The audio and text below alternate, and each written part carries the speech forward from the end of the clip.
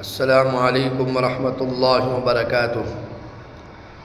الحمد للہ الذی ادار علینا السنین والشہور والایام وبدأ السنة بالمحرم وختم بذی الحجۃ الحرام، اما بعد فاعوذ باللہ من الشیطان الرجیم، بسم اللہ الرحمن الرحیم۔ محمد رسول اللہ والذین معہ اشداء علی الکفار رحماء بینہم تراہم رکعا سجدا یبتغون فضلا من اللہ ورضوانا سیماہم فی وجوہہم من اثر السجود ذالک مثلہم فی التوراۃ ومثلہم فی الانجیل الی آخر آیہ۔ وقال النبی صلی اللہ علیہ وسلم عن حذیفۃ بن یمان رضی اللہ عنہ قال قال رسول اللہ صلی اللہ علیہ وسلم اقتدوا بالذین من بعد ابو بکر وعمر، رواہ الترمذی۔ وفی حدیث آخر عن عقبۃ بن عامر رضی اللہ عنہ قال قال رسول اللہ صلی اللہ علیہ وسلم لو کان بعدی نبی لکان عمر۔ وفی روایت آخر عن عبد اللہ بن عمر رضی اللہ عنہ قال قال رسول اللہ صلی اللہ علیہ وسلم ان اللہ جعل الحق على لسان عمر وقلبہ۔ وفی روایت آخر عن عبد اللہ بن عمر رضی اللہ عنہ قال قال رسول اللہ صلی اللہ علیہ وسلم اللہم اعز الاسلام باحب هذین الرجلین الیک بأبی جہل او بعمر بن الخطاب، رواہ الترمذی۔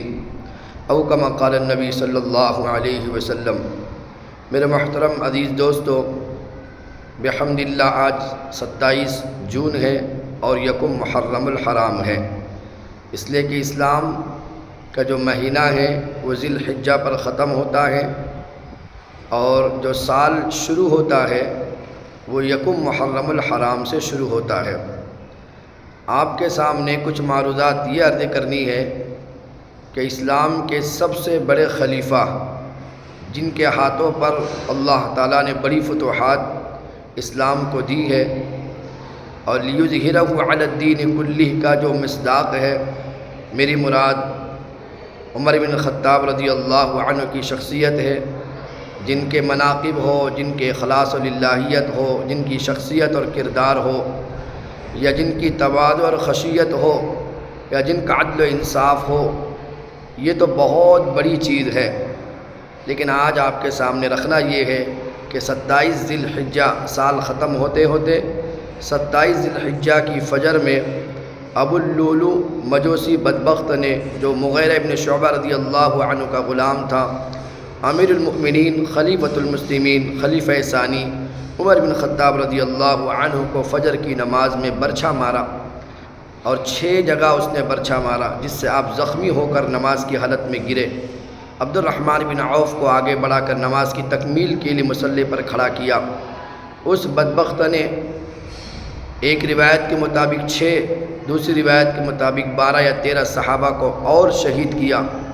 لیکن صحابہ کی صف آہنی دیوار کی طرح ہوتی تھی، اس کو نکلنے کا جگہ اور موقع نہ مل سکا، تو پھر اسی خنجر سے اپنے آپ کو بھی خودکشی کر کے ہلاک کر دیا۔ لیکن میں آپ کے سامنے عرض کرنا یہ چاہ رہا ہوں کہ آج یکم محرم الحرام ہے اور اسی دن عمر بن خطاب رضی اللہ عنہ کی شہادت ہوئی۔ جب آپ کو اٹھا کر گھر پہ لایا گیا تو جسم سے خون بہہ رہا تھا، اطباء نے علاج کرنے کے لیے شہد دیا تو وہ باہر نکل رہا تھا، دوائی بھی باہر نکل رہی تھی، اطباء بھی سمجھ گئے کہ اب آخری وقت ہے۔ عمر بن خطاب نے دنیا میں جانے سے پہلے اپنے بیٹے عبداللہ ابن عمر سے فرمایا کہ میری چاہت یہ ہے کہ میں بھی اپنے دوستوں کے ساتھ یعنی حجرہ عائشہ میں جا کے دفن ہو جاؤں، پہلے اماں عائشہ سے پوچھ کر آؤ، اجازت دے تو دفن کرنا، ورنہ عام مسلمانوں کے قبرستان میں مجھے بھی دفن کر دینا۔ عبداللہ ابن عمر گئے، اجازت مانگی، اماں عائشہ رضی اللہ تعالی عنہا نے فرمایا یہ جگہ تو میں نے اپنے لیے رکھی تھی، لیکن عمر کو میں اپنے اوپر ترجیح دیتی ہوں، لہذا اپنے ابا کو آ کر عبداللہ ابن عمر نے بتایا۔ عمر بن خطاب نے فرمایا ہو سکتا ہے میں وقت کا خلیفہ ہوں اس لیے کہہ دیا ہو، جب میں مر جاؤں تو مرنے کے بعد ایک مرتبہ اور اجازت لے لینا، اگر اجازت مل جاوے تو مجھے وہاں دفن کرنا، ورنہ عام مسلمانوں کے ساتھ دفن کر دینا۔ جس دن وفات ہوئی ہے پھر عمر بن خطاب کو یکم محرم الحرام کو اٹھا کر اور اس خلیفہ کو جس نے 22 لاکھ مربع میل کو توسیع دی ہو اسلام کو، اور جس نے فتوحات کے دروازے کھولے ہو،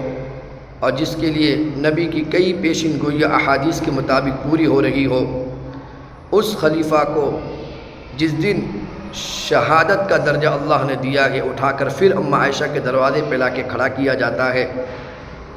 اور اماں عائشہ سے اجازت لینے کے لیے ادب سے سارے صحابہ کھڑے ہیں۔ اور یہ کون عمر بن خطاب ہے کہ حذیفہ ابن یمان فرماتے ہیں کہ نبی نے فرمایا اقتدوا بالذین من بعدی ابی بکر و عمر، میرے بعد تم ابو بکر اور عمر کی اقتداء کرنا۔ یہ ترمذی کی روایت ہے۔ اسی طرح عقبہ ابن عامر ایک روایت لاتے ہیں کہ اللہ کے نبی صلی اللہ علیہ وسلم نے ارشاد فرمایا اگر میرے بعد کوئی نبی ہوتا تو وہ عمر بن خطاب رضی اللہ عنہ ہوتے۔ ایسے عبداللہ ابن عمر رضی اللہ عنہ، ترمذی میں ایک روایت ہے، عبداللہ ابن عمر فرماتے ہیں کہ اللہ کے نبی صلی اللہ علیہ وسلم نے فرمایا ان اللہ جعل الحق علی لسان عمر وقلبہ، کہ اللہ تعالیٰ نے حق کو عمر بن خطاب کے دل اور زبان پہ جاری فرما دیا ہے۔ یہی عبداللہ ابن عمر ترمذی میں ایک روایت بیان کرتے ہیں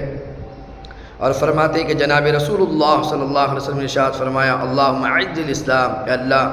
اسلام کو عزت اور تقویت نصیب فرما، بأحب ہذین الرجلین الیک، ان دو لوگوں میں سے، دو شخصوں میں سے جو آپ کو محبوب ہو،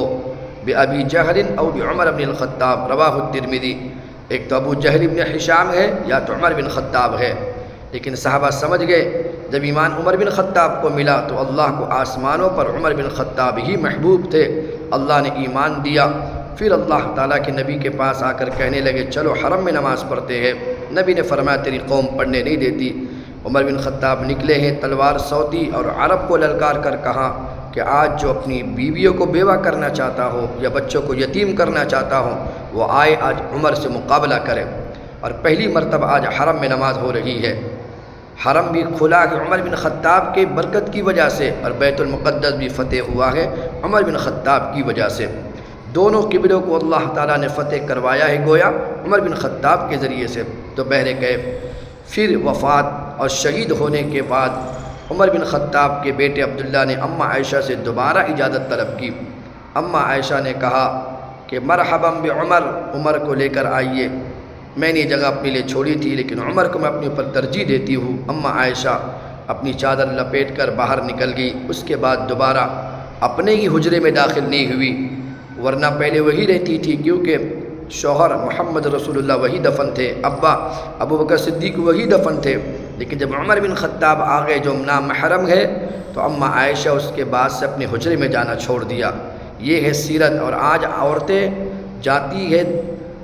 قبرستانوں کے اندر، حالانکہ وہاں اماں عائشہ عمر کے آنے کے بعد سے کبھی اپنے حجرے میں داخل نہیں ہوئی، یہ ہوتا ہے پردہ۔ تو دوستو عرض کرنا یہ ہے، ایک دل خراش واقعہ یکم محرم کو پیش آیا، جہاں ہم امام حسین کو یاد کرتے ہیں یہاں وقت کے بڑے خلیفہ کو بھی ہم یاد کر لیا کریں۔ اللہ تعالیٰ سے دعا ہے کہ اللہ تعالیٰ مجھے آپ کو